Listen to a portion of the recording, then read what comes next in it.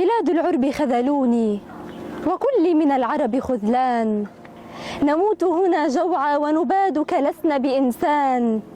أنا لا أناشدكم ولكن أقول لأسألكم أيرضى الحر بهوان؟ أترضيكم إبادتنا وجوع ينهشنا وحرمان؟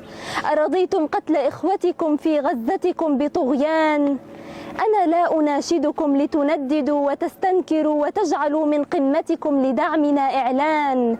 اجعلوا دعمكم لنا نارا لتحرقهم وتطفئ نار حزن وخذلان، وتكسر في زنازين ظلمهم واستبدادهم قضبان. اجعلوا مساندتكم لنا كما اليمن ولبنان. أجهلتم نهج محمدنا وما يدعو له الإيمان؟ ألسنا في ديننا وعروبتنا وما تناسيتم عنه إخوان؟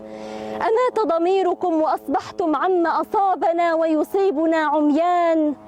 بلى، من عمي عن مجاعة وإبادة لأبرياء وصبيان، ومن تغافل عن ظلم فكان أفضل نذل وجبان.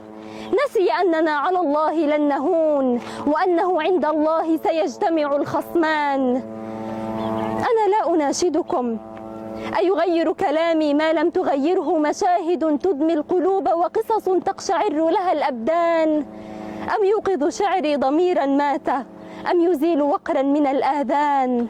أنا لا أناشدكم لله درنا كم تحملنا وصبرنا وجاهدنا ولم نزل إعلاء لكلمة العزيز المتعال.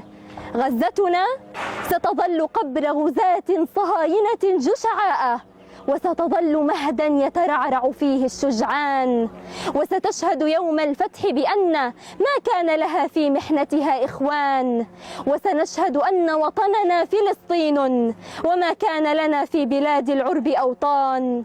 فما كل بلاد العرب بأوطاني، وليس كل العرب بإخوان. فما كل بلاد العرب بأوطاني، وليس كل العرب بإخوان.